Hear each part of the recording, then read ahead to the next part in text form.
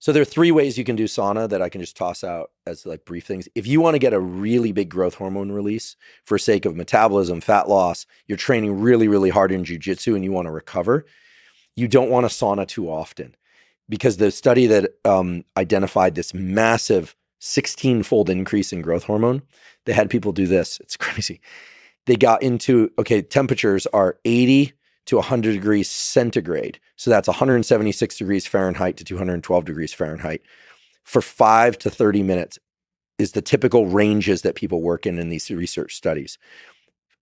For maximum growth hormone release, don't do sauna more than once a week, but get into the sauna for 30 minutes, as hot as you can safely tolerate. So probably for you, that'll be 210 because I suspect you'll be on the high end of things. Then get out for 5 to 10 minutes, no cold exposure, get back in the sauna for 30 minutes. Then they had them do it again, out for 5 minutes, back for 30 minutes, out for 5 minutes, back for 3 minutes. They had them do 2 hours of sauna exposure to get that growth hormone release. Now, for the reduction in likelihood of dying of a cardiovascular event, stroke or otherwise, the more often you do sauna, the better. So if you look at all-cause mortality or death due to cardiovascular events, and you look at sauna use frequency using the same parameters, 80 to 100 degrees centigrade, 1 to 7 times per week, basically the more often you get into the sauna for 30 minutes across the week, so 30 minutes a day is better than 4 times a week. 4 times a week is better than 2 times a week, and 2 times a week is better than 1. And the reductions in mortality are really impressive. 27, if you get into a sauna the way I just described, not the 2 hours a day, but 30 minutes twice a week or 3 times per week, you reduce the likelihood of dying of a cardiovascular event by 27%. If you do it 4 or more times per week, you reduce the probability of dying by 50% of a cardiovascular event. And in these studies, they rule out other things that people are doing, smoking. They even ask them, do you live in an apartment? Are you in a happy relationship? Like they evaluate other potentially confounding variables.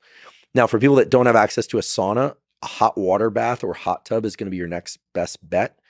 And if you don't have access to that, do like the wrestlers do, which is, put on 2 sets of sweats and a hoodie and a stocking cap and wrap yourself in plastics underneath all that and go for a run. But please, nobody die of hyperthermia. I mean, you can die of warming up too much. Is this experience pleasant or stressful in the way? So is it as stressful as an ice bath, for example? Okay, great question. People always ask how cold to make the ice bath or the cold water or the shower. You want it to be uncomfortably cold, meaning you want to feel like I really want to get out, but you can safely stay in. And that's going to vary by person and experience with it. Experience, yeah. With the sauna, it's the same thing. How hot to make it? Well, don't kill yourself, obviously. Be smart. If you're pregnant, you shouldn't be doing this anyway. But it's very clear that what you need is the release of something called dynorphin. We have endorphin, which makes us feel good. It binds to these mu-opioid receptors in the body. You have dynorphin, which is the terrible feeling that you get when you're in really hot temperatures. It's also the terrible effect that alcoholics feel when they are in withdrawal. You feel agitated, you want to get out, it's really unpleasant. It's dynorphin binding to the so-called kappa opioid receptor. That's what you're trying to trigger. When you do that, a number of things happen. You set off heat shock proteins that go repair broken proteins and misfolded proteins. It also makes it so that later endorphin binds its receptor more strongly. So when you have this uncomfortable experience in the heat, you literally feel better in real life when pleasurable events come on, when you experience them. In the same way, I like to say this, that when you get into a cold ice bath or cold shower, the increase in epinephrine and dopamine is 200 to 300%. These are huge increases and they last many hours. This is shown because lately I've been getting a little bit of pushback on Twitter, which is, interesting place. People say, well, that's just in mice. No, all the studies I just referred to are all done in humans, men and women, fairly broad age ranges. So you want to be uncomfortable in the cold. You want to be uncomfortable in the heat. And this is why I'm not a big fan of infrared saunas, because they only go up to about 160, 170 degrees. Infrared light and far red light of all kinds has been shown to be beneficial for wound healing, acne, skin, eyes. There are even guys now putting on their testicles because it can increase testosterone and sperm production. Yeah, hormone release. But in terms of the sauna, you want that strong heat stimulus. Yeah. And So- then that's when you crawl up to the 200 mark Right. and so on. Whenever I'm in New York, and there's also one in San Francisco, although the one in San Francisco is clothing optional, just to warn people. There's a place called Archimedes Banya. Is there any scientific evidence that being naked is beneficial in the sauna? Well, in certain contexts, it leads to childbirth. Okay. Well, I'll have to read up on that. I read that somewhere. But I suppose it's not required, right, Okay. for childbirth. But in all seriousness, in New York, I'll go to a place called Spa 88, and actually, Khabib's picture is on the wall. He goes there, Oh, and that one. It's clothing. They require clothing. I only just say that because it can be a little bit of a shock to people sometimes if they kind of walk in there, a bunch of naked people. The one in San Francisco, if I go, I'm clothed, mostly because I run into coworkers or things like that. I sort of more old fashioned in that way, I suppose.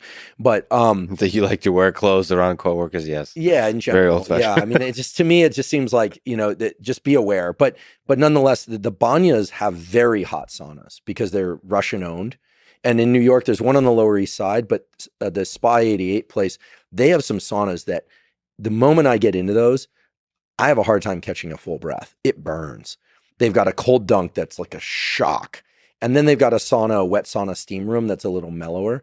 So the nice thing about a banya is you can kind of find your place. And then they do the plaza where they take the eucalyptus leaves and you can pay someone and you cover your groin and then they beat you with the leaves and it's supposed to bring the vasculature to the surface. I've only done it once. And frankly, I found it to be a little bit unnerving. I didn't really like the experience, but I'll try and get into a sauna as often as I possibly can, which is, once or 3 times per week. And I try and do the cold exposure shower or immersion, but early in the day because it really wakes you up.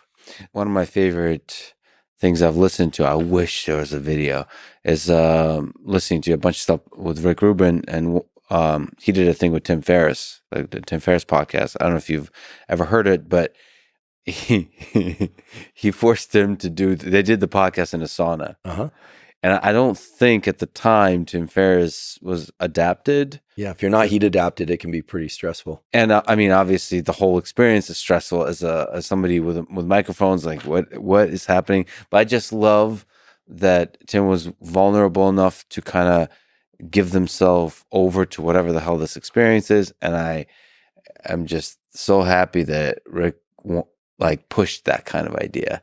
And just let's do it. That's a very Rick Rubin kind of thing to do. And we must do this. This has to be done. A podcast that was done from a sauna continuously would be really interesting. Like you could call it like the pressure cooker or something. Oh, I mean like a regular podcast. Yeah, like you have to sit with your guests in the sauna, or they have to sit in the sauna with you. Well, that was one of the interesting things. Is it was a sad thing because I believe there's no video of that podcast, but you could tell there was suffering, especially on Tim's part. It was like a degradation.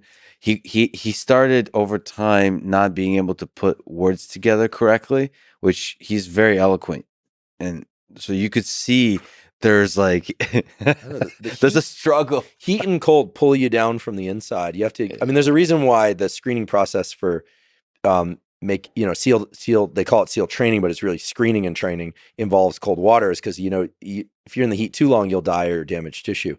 In cold, you can do it quite extensively before you die or damage tissue, but it is stressful. I was going to say one thing that I sometimes enjoy seeing these social media posts where people will get into the ice bath and they'll look really stoic, like they're really tough. Mm-hmm. But actually, that's the wimpy way to go through it. When you get into cold water, if you stay very still, you develop a thermal sheath around you that you're warming yourself. The really bold way is to get in and continue to sift your arms and legs, and it ends up feeling miserably colder. And then there's no sheath because you're breaking up that thermal layer. And then when you get out, you'll notice a lot of people huddle, or they'll grab the towel. In general, that's me. I'll get into the sauna. But if you really want to stimulate the big increases in metabolism, you stand out there and you dry off with arms extended in open air. And as that water evaporates off you, it is really cold, but your body is forced to activate a number of the warming programs related to metabolism. This is the beautiful work of a woman named Susanna Soberg, who's Scandinavian. She published this paper last year in Cell Reports Medicine. And so I call this the Soberg principle, which is if you're doing ice and heat for whatever reason, doesn't matter if you end on heat or cold. But if you're using cold specifically to stimulate an increase in metabolism, end with cold. That's the Soberg principle. And with cold, Yep. if you're alternating, and then if you want to do it the tough way, you let the shivering, so you just stand out and let the water evaporate. Yeah, I mean, if you ever waded into a cold ocean, Yeah. you know, everybody's kind of like holding themselves. You know, if you really just, if you let yourself extend your limbs and move them around a bit, so you break up that thermal layer, that's the tough way to do it. So when I see people on social media getting in and they're like really tough and trying to look hard, Yeah, know? you want to be moving around. Yeah, smiling, talking, moving around is way colder. Yeah. Are you able to talk? Can you do? So you suggest a podcast in the sauna. How about this? I propose this since I got. You want to do the next podcast? Well, I'll get to. So the folks from the plunge, maybe you could bring Lexa a plunge. He certainly deserves one, and we can go side by side, coffin style, or we can face one another, and we can do it. Well, we said we should do each other's podcast, and maybe next Huberman. Oh, I can't wait to have you back on. I mean, we only scratched the surface. Well, let's do at least part of the next Huberman Lab podcast, either in the. I have a sauna and a cold plunge, so we could do. Yeah, we could do. We do a sauna and a cold plunge version. I wonder how the recording works. If they record a bit of an echo in the sauna, but I'm sure we can take out the reverb.